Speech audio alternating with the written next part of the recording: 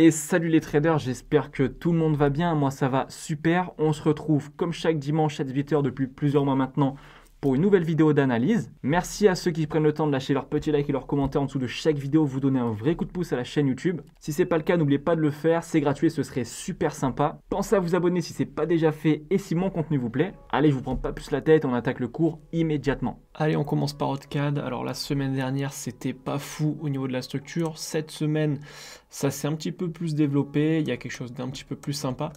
Donc sur AutoCAD, faites attention à de la vente. Pourquoi? Parce qu'on a eu une jolie impulsion avec une petite correction sympathique.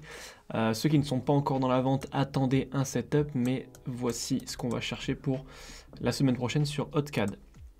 Ensuite, 4CHF, je vous avais dit de faire attention à votre trendline ici en blanche, et que si vous aviez cassure plus correction, vous pouviez chercher des setups de vente. Donc c'est ce qu'on a eu deux setups de vente. Donc on en a eu un juste sous la trend et un autre un petit peu après. Donc bien joué à ceux qui l'ont pris. Maintenant, c'est toujours pareil en fait. Si vous avez d'autres corrections, si vous avez d'autres setups, pourquoi pas tenter la vente. CHF Yen, ça bouge pas comme la semaine dernière, comme je vous ai dit.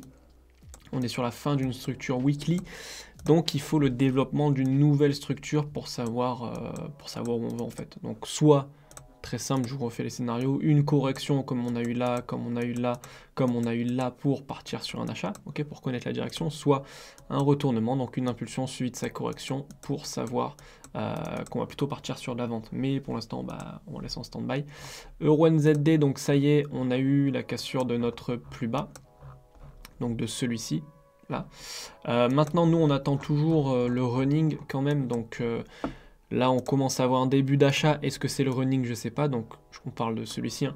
Donc si vous avez des buy setup, des bons buy setup, pourquoi pas, mais moi, je m'attends quand même à un down avant. Ok, ça a l'air correctif, comme ici, ça a l'air correctif un petit peu comme ici en plus petit time frame, mais attention à une dernière vente sur EURNZD, sauf à quelles conditions est-ce que ce scénario s'invalide? Si là, il se met à corriger en fait tout ce qu'il nous a fait là. Ok, s'il nous donne ça, ok, on part sur l'achat. Mais pour le moment, là, à l'heure où je tourne cette vidéo, c'est plutôt correctif pour un down. Euro-USD magnifique, je vous avais dit de faire attention à un petit achat parce que là, le mouvement était en train de corriger. Bien joué à ceux qui l'ont eu. Semaine prochaine, pareil, là, le mouvement est correctif encore une fois. Donc ça va peut-être corriger tout ce qu'on a fait jusque-là. D'accord, donc le mouvement risque de corriger un petit peu plus longtemps, quoique. Mais si vous avez encore des buy setup, pourquoi pas les tenter sur sur Euro-USD. Maintenant, GBP Odd. Je vous avais dit de faire attention à un down pour cet expanding, parfaitement validé. Bien joué encore une fois à ceux qui l'ont pris. Maintenant, on fait quoi? Eh bien, nous, on attend toujours en 4 heures, on va dire, notre running flat comme ça. Donc, nous, on attend de l'achat.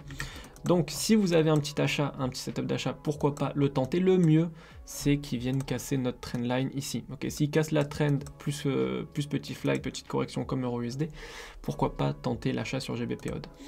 GBP, JPY, c'est comme CHF Yen, retournez en arrière dans la vidéo, c'est les mêmes scénarios, la même structure qui a été finie en weekly. GBP USD, la structure a pas trop bougé, donc moi je m'attends à une correction au moins, d'accord, donc ici un down, donc en fait une structure corrective pour savoir où on va, ok, parce que c'est avec cette structure corrective, avec nos deux impulsions, qu'on saura si on part sur une tendance baissière ou sur un retournement après la correction. Mais pour l'instant, je m'attends au moins à une correction, donc pareil, laissez en stand-by tant qu'on n'a pas de structure propre. Ethereum, je vous avais dit de faire attention à de l'achat si vous aviez un setup d'achat, donc si vous avez une correction comme ça, c'est exactement ce qu'on a eu plus le up. Bien joué encore une fois à ceux qui l'ont pris. Maintenant, on fait attention parce que là en 1 heure, on est en train de corriger pour un down, ok, on est en train de corriger ici, exactement comme on a corrigé là. Donc impulsion, correction, impulsion. Correction, on fait attention à une impulsion. Donc surveillez ça sur l'Ethereum. Le Bitcoin, c'est la même analyse. Ok, d'ailleurs, je vous avais dit de faire attention, pareil, à des setups d'achat. On en a eu un ici et un là. Bien joué à ceux qui les ont pris. Maintenant, attention, on est en train de corriger ici comme on a corrigé ici après une impulsion baissière. Donc faites attention à sa jumelle. USD, JPY, on est toujours dans l'attente du running. D'ailleurs, il est peut-être en cours de validation. Ok, nous on attend ce A, B, C pour un up et ensuite un gros down. Donc pour la semaine prochaine, surveillez. Soit il corrige, d'accord, il peut même chuter encore, hein, peut même chuter et corriger et on partira sur le running, sur le running daily, parce que je vous rappelle qu'on cherche aussi un running daily, voilà, celui-là. Donc ce 1, 2, 3, 1, 2, 3. Ok, donc nous on cherche le 3 ici. Donc soit il va corriger en 4 heures pour le down daily, soit il va vous donner un buy setup pour le running à l'inverse haussier 1 heure. Ok, donc comme certaines fois vous allez me dire super achat ou vente, j'ai pas besoin de toi pour savoir ça, mais voilà, ça arrive d'avoir des scénarios où c'est 50-50, là ça en est un. Donc c'est très simple, on va même aller en 30 minutes peut-être pour que je puisse vous aiguiller. Ouais, si vous avez un setup de vente, on va plutôt partir sur une vente, ok. Je peux me tromper, mais pour moi on serait plutôt sur une vente dans tous les cas au moins pour valider un plus joli, on va dire entre guillemets, running flat, donc faites attention à ça. Euro CHF, on avait vu un running pour un down, bon au final il a validé un expanding, ok, donc c'est 1, 2, 3, comme ça, donc ça revient à peu près au même, donc on attendait le down jusqu'au plus bas, maintenant c'est fait. Euro CHF, mettez-le de côté, il y a plus intéressant ailleurs, à la limite, on va retourner en 2 heures, si, mais je pense pas que ça puisse arriver la semaine prochaine, si vous avez une cassure de trend plus correction, après pourquoi pas, si vous avez cassure de trend plus correction, pareil vous pouvez tenter de l'achat comme sur Euro USD. Avax, bon celui-ci, sur ce coup-là, il nous a pas suivi à 200%. Je vous avais dit quoi? Je vous avais dit qu'ici on était dans une correction, donc j'attendais un down cassure du plus bas avant le up. Finalement, il est monté tout simplement. Maintenant, est-ce que ça invalide à 100% notre scénario de la semaine dernière? Non, ça peut juste être une correction un petit peu plus grande avec plus d'amplitude. Donc on peut toujours avoir ce down. D'ailleurs, si Ethereum, Bitcoin chute, faut faire attention sur les autres petites, on va dire, crypto-monnaies. Surtout que là, en 1 heure, c'est pareil que sur Ethereum et Bitcoin. On a impulsion plus correction. Donc on fait attention à ça, ok? Mais attention quand même, si vous avez un beau, si vous avez un beau buy setup, c'est-à-dire que si au lieu de chuter là tout de suite, il traîne, il corrige, ok? Donc tac, est-ce que je vais pouvoir vous en trouver une rapidement pour pas perdre de temps?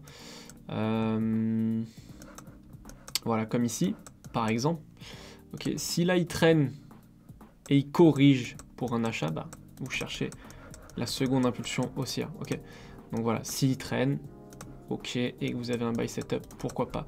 Mais pour l'instant, on va plutôt partir sur un down court terme. Ok, là je vous parle en 4 heures daily, mais en 1 heure, on peut faire attention à un down court terme.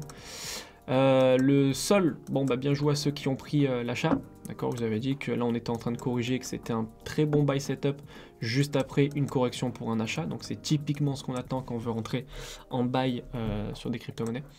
Donc bien joué à ceux qui l'ont pris. Maintenant, est-ce que le plus haut a été cassé? Non, le plus haut n'a pas été cassé. Donc faites attention parce que c'est à peu près comme sur Avax, ici, ça peut juste être une correction avec une grande amplitude. Ok, la correction de cette impulsion. Donc on n'est pas à l'abri d'un down jusqu'ici. Ok, donc protégez-vous. Si vous n'êtes pas dans l'achat, attendez. Et attendez quoi? Attendez une correction si on en a une. Ok, ça va être très simple, c'est très simple. Soit le sol corrige et ok, on peut aller chercher l'achat, comme quand il a corrigé là. Soit il va chuter, corriger son impulsion et là on part sur un down. Donc là, si vous n'êtes pas dans le trade, vous attendez et vous vous adaptez. Si vous êtes dans l'achat, on se protège ou on prend une partie de ses profits. Voilà. Et voilà, c'est déjà la fin de cette vidéo. J'espère vraiment qu'elle vous aura plu. Si c'est le cas, n'oubliez pas de la liker, de la commenter, de la partager, de vous abonner si ce n'est pas déjà fait. C'est tout pour moi. Je vous dis à la semaine prochaine pour une nouvelle vidéo courte vie mais légendaire. Ciao!